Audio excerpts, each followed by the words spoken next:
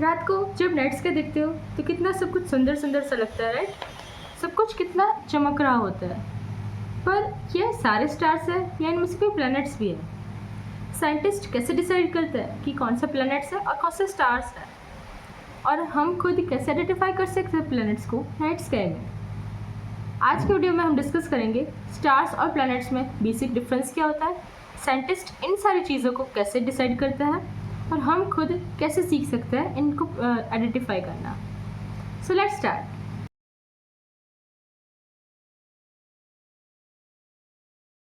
सबसे बेसिक फ़र्क, स्टार्स अपनी लाइट खुद प्रोड्यूस करता है, अपनी एनर्जी खुद प्रोड्यूस करता है। ये फुल ऑन न्यूक्लियर हाउस होता है, जैसे हमारा सन है। ये हमारा सन अपने कोर में खुद हाइड्रोजन टू हीलियम कन्वर्ट करता है, फ्यूजन करता है, और उसी की वजह से एनर्जी प्रोड्यूस होती है, उसी की वजह से लाइट प्रोड्यूस होती है, जिसकी वजह से ये शाइन करता हुआ दिखता है, जिसकी वजह से इसकी लाइट दिखती है। प्लैनेट्स में ऐसा नहीं होता। प्लैनेट्स खुद लाइट प्रोड्यूस नहीं करते। प्लैनेट्स दूसरे स्टार्स की लाइट रिफ्लेक्ट करते हैं, जैसे कोई मिरर होता है।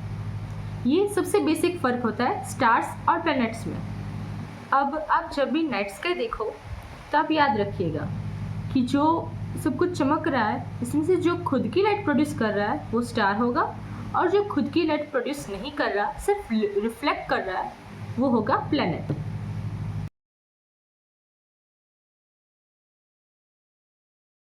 अब बात करते हैं साइंटिफिक क्राइटेरिया की। एक्चुअली क्या देखा जाता है?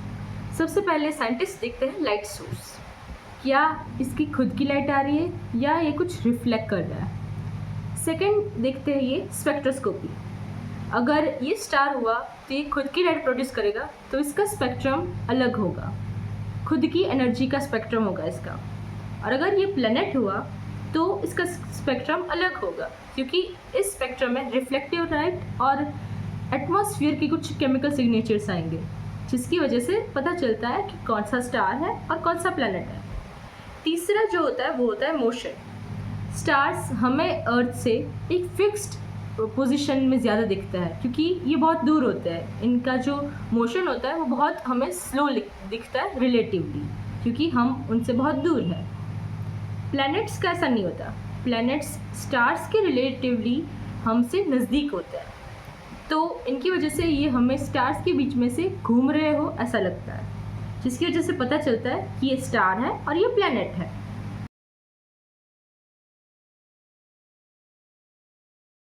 अच्छा, एक रियल लाइफ एग्जांपल से समझते हैं। एक कमरे में एक बल्ब है और एक मिरर है।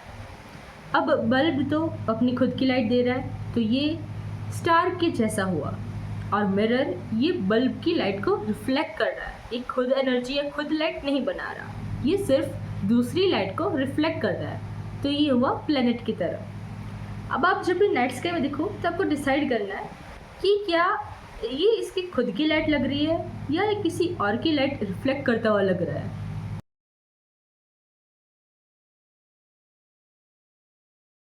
अब आप सोच रहे होंगे कि मेरे पास तो टेलीस्कोप नहीं है, तो मैं कैसे पता लगाऊं नेकेड आई से कि कौन सा स्टार है और कौन सा प्लैनेट है? स्टार्स मोस्टली ट्विंकल करता है। स्टार्स मोस्टली सारे ही स्टार्स ट्विंकल करते ही है, क्योंकि इनकी लाइट अर्थ के एटमॉस्फेयर से गुजर के आती है, तो हमें ट्विंकलिंग जैसा इफेक्ट दिखता है। प्लैनेट्स की लाइट मोस्टली स्टेडी होती है, तो उनका ट्विंकलिंग बहुत कम दिखता है, अगर दिखे तो भी, उन्हें दिखता ही नहीं है।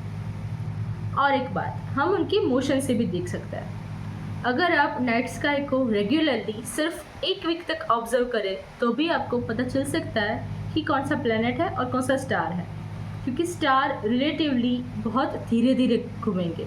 एक वीक में तो इतना ज़्यादा उनका मोशन होगा ही नहीं। प्लैनेट्स का बहुत मोशन होता है। तो प्लैनेट्स हमें, जैसे मंडे को आपने देखा, सैटरडे तक आपने रोज़ देखा नाइट स्काई, तो मंडे को जहाँ पे आपको प्लैनेट दिखा होगा, धीरे धीरे वो चेंज हुआ होगा। सैटरडे को वो बहुत दूर दिखेगा उससे। इससे आप पता लगा सकते हैं। और स्टेलेरियम ऐप के थ्रू भी आप पता लगा सकते हैं। स्टेलेरियम ऐप प्ले स्टोर में इजीली अवेलेबल है। इसमें आपको सब कुछ पता चल जाएगा, कौन सा वीनस है, कौन सा जुपिटर है, कौन सा कहाँ है, कब राइज होगा, कैसे दिखेगा। मैंने इसकी वीडियो अपने चैनल पर डाली है, आप उसे देख सकते हैं। और एक वीडियो स्टेलेरियम के बारे में मैं एक दो दिन में बिगिनर लेवल के लिए डालूंगी।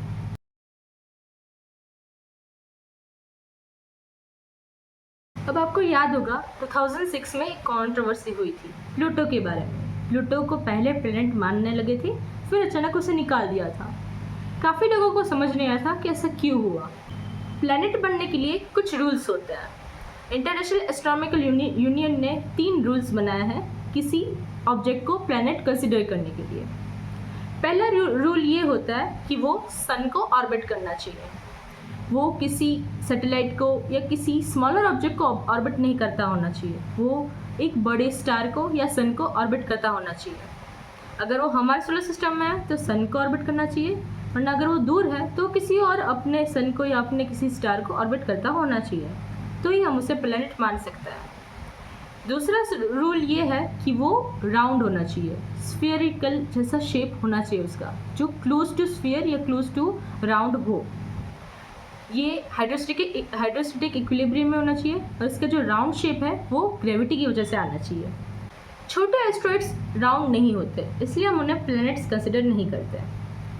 तीसरा रूल और इम्पॉर्टेंट रूल ये होता है कि उसकी जो ऑर्बिट हो या उसका जो पाथ हो, उसमें जो भी छोटे छोटे एस्ट्रॉइड्स या इर्द गिर्द घूमने वाले दूसरी चीज़ें जो हो ऑब्जेक्ट्स, वो या तो उसने एब्जॉर्ब कर लिए हो या उसने हटा दिए हो। ऐसा प्लूटो के साथ नहीं था। प्लूटो के आसपास दूसरे भी ऐसे ऑब्जेक्ट्स थे, जिसकी वजह से IAU ने उसे प्लैनेट्स कंसिडर करने से मना कर दिया था। तो याद रखिएगा 3 रूल्स होते हैं।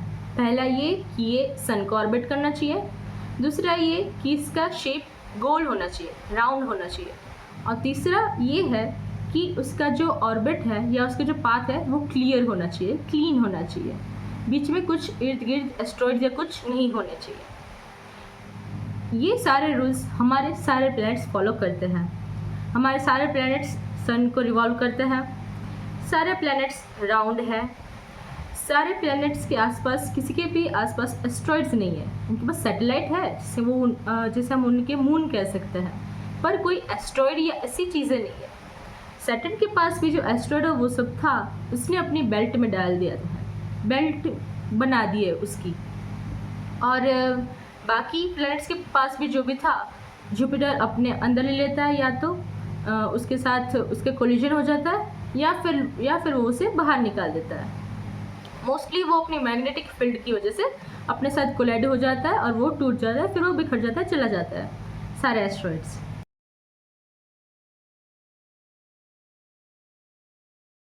हमारे एंशिएंट इंडिया में भी ये सब कुछ पता था।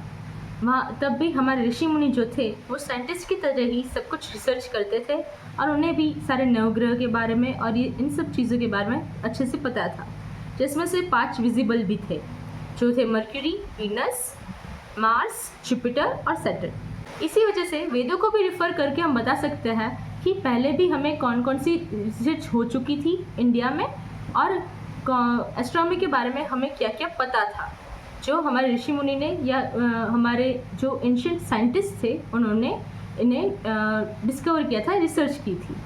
सो फ्रेंड्स, आज हमने जाना कि स्टार्स और प्लैनेट्स में बेसिक डिफरेंस क्या होता है, साइंटिस्ट कैसे डिसाइड करता है, और हम खुद कैसे आइडेंटिफाई कर सकते हैं प्लैनेट्स को नाइट स्काई में।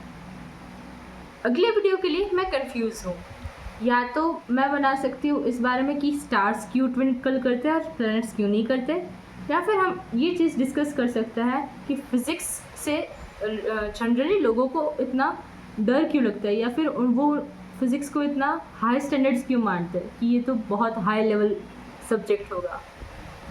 कमेंट्स करके ज़रूर बताइए कि आपको कौन सा पहले चाहिए। सो फ्रेंड्स, मैं स्तुति मिलती हूँ आपको नेक्स्ट वीडियो में नए म्यूजिक कंसेप्ट के साथ। Till then keep looking up and stay curious.